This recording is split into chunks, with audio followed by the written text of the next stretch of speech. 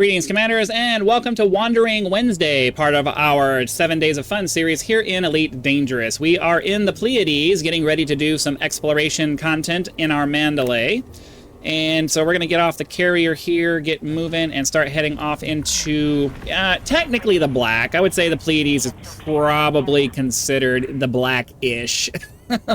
It's very entry level, the black. But as I say on all of these 7 Days of Fun episodes, we're not necessarily trying to like get seriously into the meaty version of all the content. We're mostly just trying to participate in the activities, dip our toes in just a little bit so that those of you who haven't experienced the content can get an idea of what it is that there is to do in the game, as well as, you know, it gives me something a little bit different to do every day so I don't get burnt out so hard. That's what we're doing here. So we're going to hop into this system. We're going to pop that discovery scanner, see if there are any interesting potential biological sources in the thing. And yeah, I screwed up that. I usually boost into the star to get the fuel scooping happening, but it doesn't look like this is a scoopable star anyway. We've got 5 bodies in this system, so we will go ahead and get down below the plane. It looks like almost all of them are stars, though. Oh, no, there's 4 gas giants, which means that we're not going to be able to land. There's nothing landable here, except for, yeah, there's nothing landable here. So we're going to go ahead and move on to the next system. We'll see what's there. All right, we're in another system here.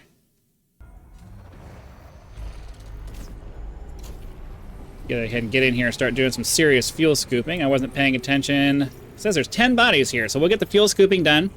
Then, as always, we'll try to get down below the plane of the system so that the star isn't in the way as we try to do our full spectrum system scan. So, we're out of that. Let's go ahead and pull up the scanner. We've got some high metal content worlds. It'd be nice if we could find some stratum tectonicus. That would be pretty sweet. So, it looks like there's going to be a bunch of signal sources that we're going to have to ignore. That's all right. Let's see. Where is the main axis of this system? Okay, got some stuff showing up here. If you look in the top right under features, we're looking for biological sources.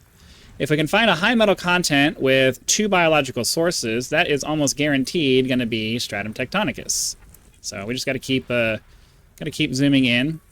I will say every time we do this that of the various features in the game that exist, the full spectrum system scanner is, in my opinion, by far the dumbest and most irritating system introduced in the game. And I will tell you why. Some of you have heard this ad nauseum, but I will tell you why. The idea of space binoculars in a ship this advanced just is really, really stupid to me. So that's what I'm saying, and that's the only time I'm going to say it. But I want to spread I want to spread the word so that more and more people start to see my point here, because it's a really stupid way of exploring a system when you have this incredibly intelligent machine here that should be able to more or less do it for you. Having a little bit of lag here with loading the system, but that's okay. Let's go ahead and boost into the scoopable range so we can quickly max out our scooping range. And then, yeah, start charging up that frame shift drive. This ship has insane cooling capability, so we're able to start charging before we even leave the influence of the star. So let's get into the new system and see what's over there. Okay, so it's all just kind of rinse and repeat. Just keep going into the star, keep going into systems. All right, 11 bodies. That's a pretty decent number. I generally like to see between 10 and 15 bodies in a system before I'm really interested. Anything less than about 20, though, I'll go ahead and stop and do a quick scan for it. We got rocky and icy. It's all icy bodies. So if we find any biology here, it's just going to be fun. You know what? I'm not even going to waste my time on this. It's just going to be fungoida. It's going to be fungoida and bacteria. I mean, there's a chance it could be something else, but icy bodies almost always statistically are going to have fungoida and bacteria. And while, you know, if you've never seen fungoida before, it looks kind of interesting. Once you've seen it enough times, you're just kind of like, nah, I'm good with that. So we're going to go ahead and move on and see if we can find something a little bit more interesting to deal with. Okay, boosting into the star yet again. Always a risk that you're going to screw it up and slam. Ooh, 47 bodies. Okay.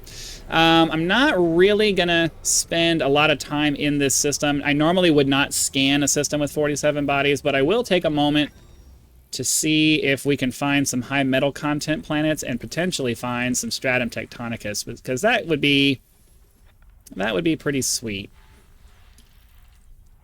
So if we can find some freestanding... Oh, got a nice... Oh. Rocky Ice World. They tricked me. They tricked me.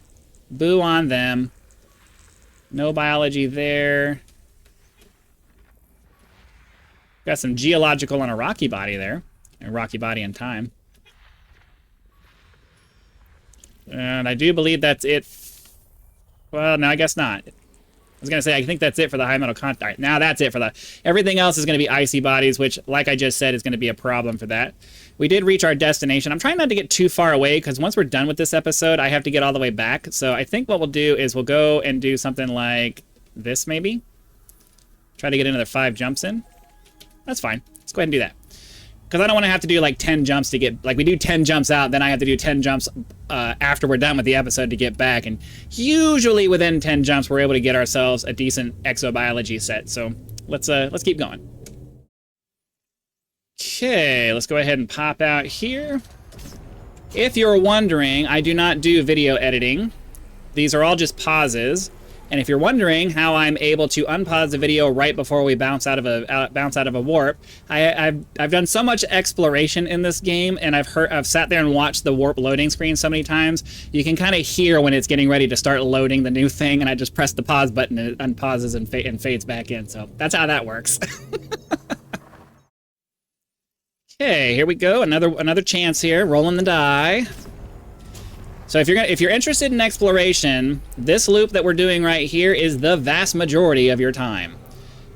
Going into a system, doing a fuel scoop, getting out of the range, hopping into your full spectrum system scanner to see if there's anything worth your time.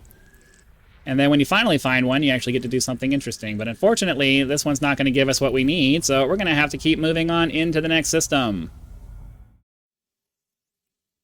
Okay, moving on again. 8 bodies in this one. Down we go.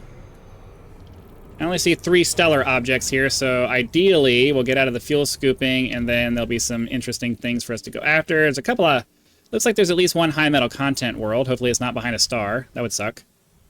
Alright, well let's... Yeah, these are all icy bodies. But at this point, I think if we find any kind of biology, we should just go ahead and go grab it. Because... Oh. 6 biological sources. I will definitely take that. That'll give us a little bit of time down on a planet. So let's go ahead and get over there. This is going to take me a minute to get 113,000 light seconds and then do the approach. So I'll bring you back when we're getting ready to probe the planet. All right, we are nearing the planet. We're waiting to get close enough to use the surface scanner. You can see it over there on the left side of the HUD. Currently says out of range. Once it gets down to where it says too fast, we're going to zero out our throttle and get ready to drop some probes on this mofo. 6 biological sources on this planet. There's a decent chance that we might get some stratum tectonicus here. I don't think we're going to get first footfall on any of this, but, you know. All right, so there's the too fast. We're going to slow down. We're waiting for the speed to come down fast enough that we can do what we got to do. And then we're going to go 1, 2. You see down at the bottom right? That tells you the efficiency target. You get more money by using that number of probes or less. If you have expanded probe radius like I do, you can get away with using even fewer probes, but I generally just go ahead and do the maximum number anyways, just to make sure. I don't want to end up having to wait and do that. So we got Aleoida, Bacterium, Cactoida, Stratum, which means that we're probably going to find some I'm pretty sure high metal content always has Stratum tectonicus, which is I think it's upwards of 20 million, I think, even by itself without first footfall. Frutexa and Tussock. So we're going to I would normally go for the smallest number of stuff here, but I really want to make sure we grab that stratum. So I think... I mean, I guess we'll be okay if we go for that. Cactoida can be pretty interesting to look at. So, but at the same time, I really want to be on the light side of the planet, so maybe not. Let's come around to this side, and we'll take a look again. We'll take a look again just to see what's available. Because I wasn't thinking about the fact that that was on the dark side. I mean, I have night vision and we can do that, but it's just not nearly as visually appealing when it's dark out. So let's do this, and then we'll look back at the stratum again. And it looks like everywhere where there is, so the purple is higher likelihood of where you're going to find the stratum. So I guess if we go with the cactoida, somewhere near there we'll find some stratum tectonicus. So we can go ahead and do, I think we can come like right here. So let's do like this. We'll leave it on back. Well, we'll leave it on stratum, and then we'll just aim for this big patch of it right here, because the overlap for the cactoida is right here as well. So I think we can do this. I think we can come right here, and then whatever direction is up for us from here, we'll go that way, so that we can get into the high parts of we get in the high concentrations of the stratum. We'll try to grab as many species as we can while we're here, but okay, by the time we get down to the drop area, you want to be out of the red zone and no faster than 10 kilometers per second. But I think we're, oh, nope, I think I just oversped that. No, all right, no, maybe I think we're fine. I think we're fine. Okay. Whew. When it started bumping up to like 20 kilometers per second, I was like, I think I just screwed this up, but that's fine. So we want to be going in basically a 240 range. So let's try to get down here as best we can. And then we'll start heading in that direction to find what we're looking for. Go straight down here. So right here, we're going to be looking for anything we see, but mostly we're going to be looking for cactoida.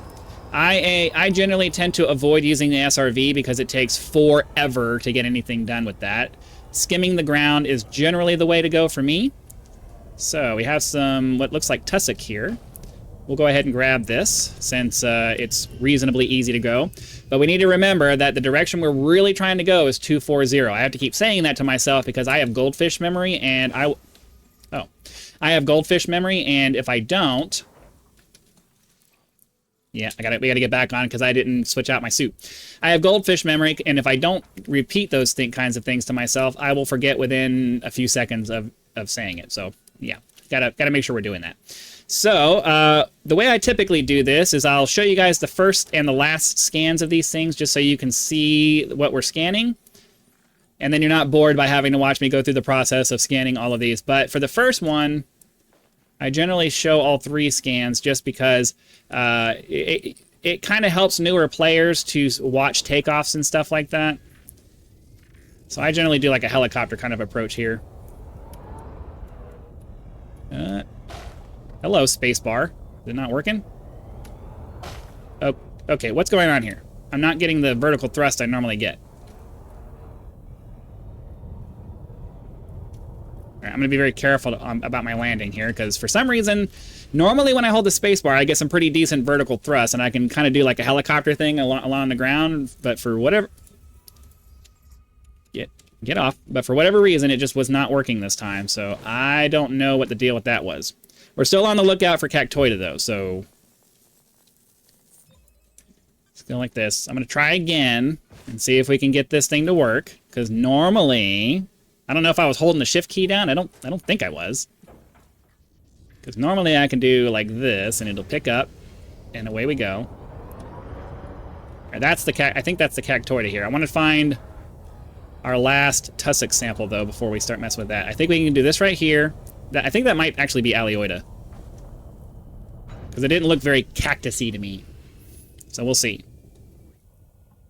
So let's run here. So you can, I have the little key input overlay thing there that shows you the keys. If I was holding the shift key down, that might have been what the problem was. I didn't feel like I was, and I didn't look over to verify. But yeah. Oh no, I think that's cactoida. That looks much more like cactoida than it does Alioida. Alioida looks very much like agave. The stuff they make tequila out of. Tequila. Come on. Oh, I didn't realize I put my tool back away. That was smart. So that's going to be cactoida. Cortexum, amethyst. I don't recall having seen that before. But anyways, yeah, so there's cactoida. I'm going to get 2 more samples, and then we'll go back and start heading in 240 to try to grab that stratum that we were looking for. All right, we're finishing up our 3rd sample of cactoida here. Grab that and upload it to the computer. Wait for it to finish because I don't want to have to wait on that when we go to do the next thing. We'll hop back into the ship and we'll continue heading in a 240 direction. So we space bar it up, forward on the stick to get our angle proper, and away we go. 240. Now, I feel like we've covered a lot more distance than we probably needed to get to the stratum at this point, but I don't know, maybe not. Maybe we had a little bit more distance to go than I thought we did. Stratum appears as big. Well, that rock over there was very similar in the shape of what you would see from stratum, but no, that's not what we're looking for. Let's, I guess we'll get the landing gear out of here and we'll kind of boost off in this direction and see if we can.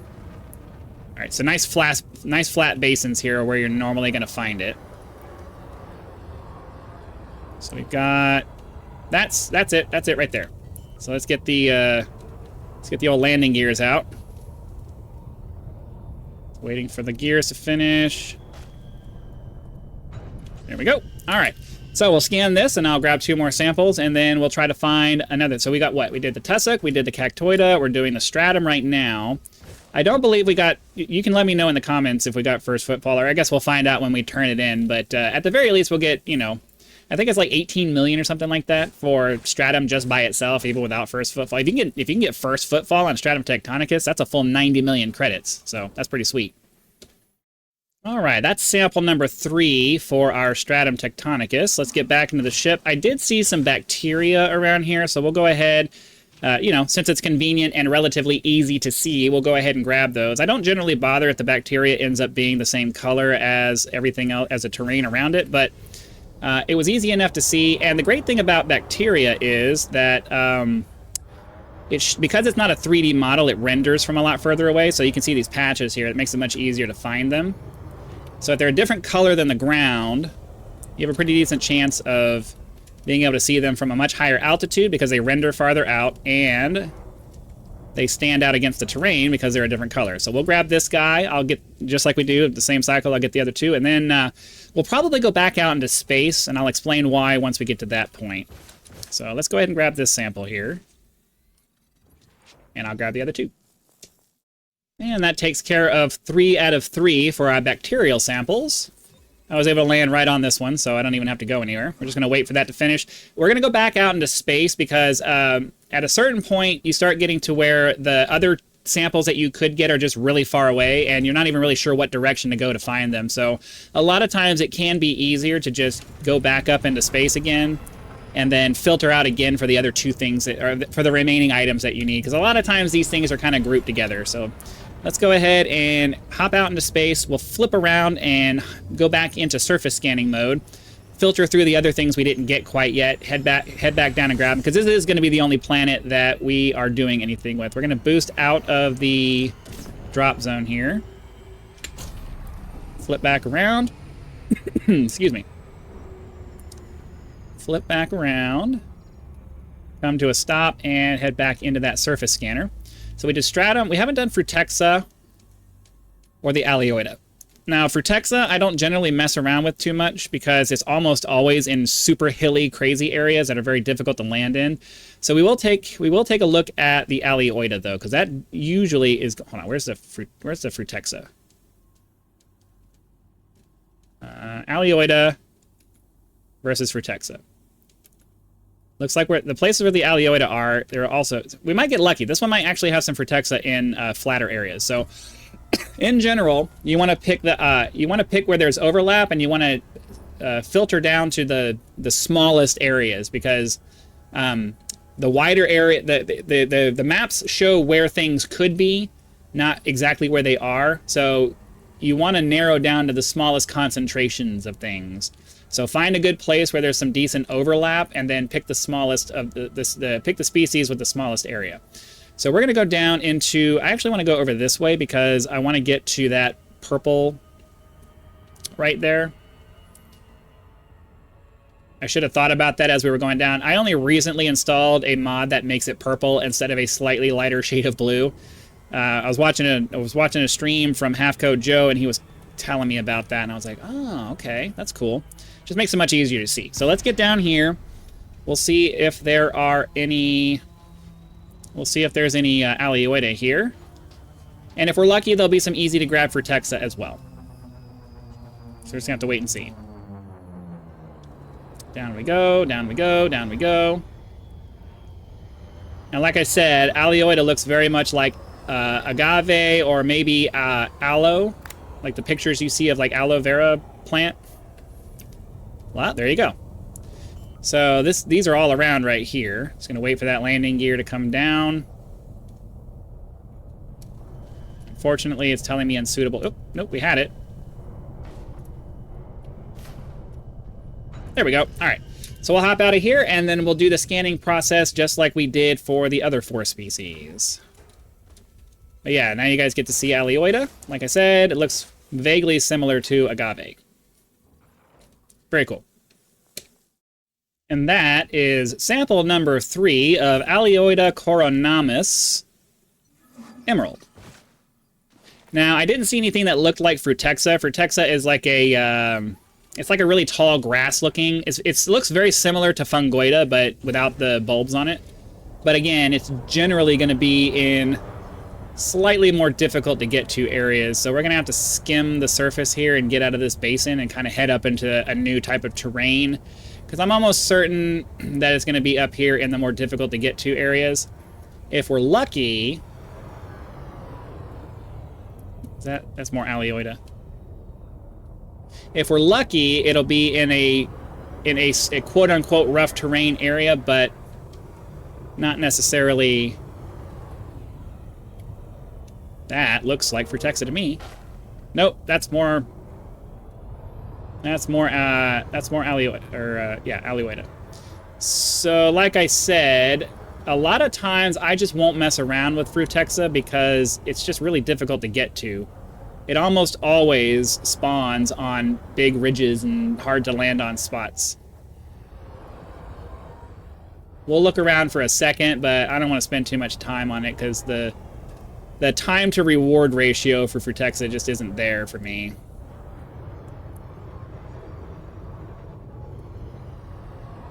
This looks like more of the same, I think. Yeah. I don't think we're going to really waste any more time. We've got 5 out of the 6. That's way more than enough for me. And, you know, I got better things to do than try to figure out where the Frutexa is, because the reward for it just isn't really quite there for me. So that's that. We're going to route ourselves back to the carrier here. Unfortunately, we do not have the destination available, so we're going to have to boost out of the system, or boost out of the gravity well to gain light of sight for our first jump.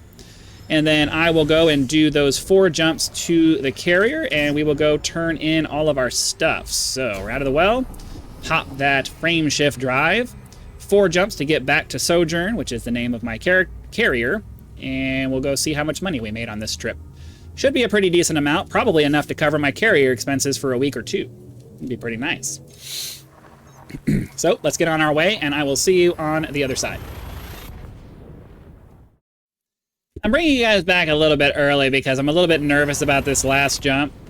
More likely than not, we're going to get intercepted by Thargoids because I forgot to change my destination for my carrier to not be a Thargoid system. So I'm hoping... Yeah, I had a feeling for that. I got to try to be very careful to point myself away from the Thargoids, but they're probably going to kill me here. Which means that all that data we just got is gone. Got to point away from them and just try to get away as quick as we can. But they're almost certainly going to shut me down before I get away. Yep. I meant, that's what I'm telling you, I got the goldfish brain. By the time we got, I said it in the last Wandering Wednesday episode that we did, by the time we got back to the carrier, it wasn't even a thought in my head anymore. And then I realized it as we were coming back, I was like, crap. So we just gotta hope that there's just one of them and that they don't bump me a lot and that I'm able to get away before they do anything to me. Nope, there we go. They're gonna start. Go, come on!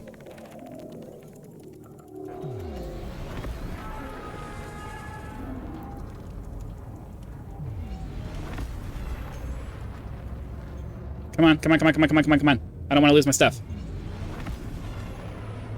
I need to run around with one of those anti-shutdown modules on this thing. I wouldn't need to remove it if I had that. It's just the part that kills me is getting shut down, and this ship has no armor or no nothing and barely minimal shields, and I keep forgetting about that. Okay. Anyways, we've made it to our destination without dying, so we will be able to make our money. Let's go ahead and get our 10% of distance down, and then back down to our 3/4 throttle.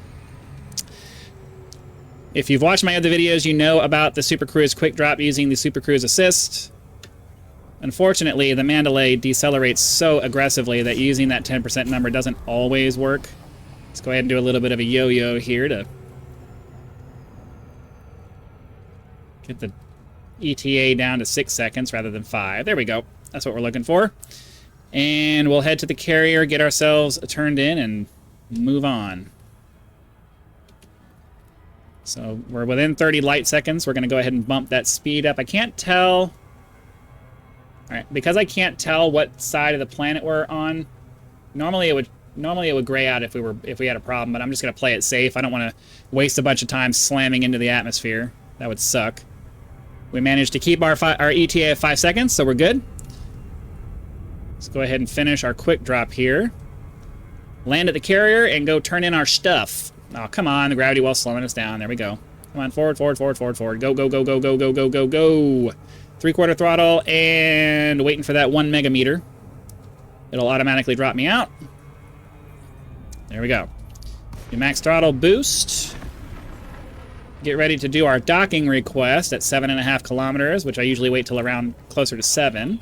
I'm gonna go ahead and boost one more time just to speed this up a little bit. All right, 0 throttle. Start doing some maneuvering to slow down our velocity. And into the landing pad we go. All right, cool. So I'm going to do some repairs and stuff, and then we're going to do the disembarking thing, and we'll go inside to do the whole Vistagenomics. All right, we made our way onto the carrier's Vistagenomics section. Let's go ahead and sell our organic data. So we got 33 million base. Ended up getting...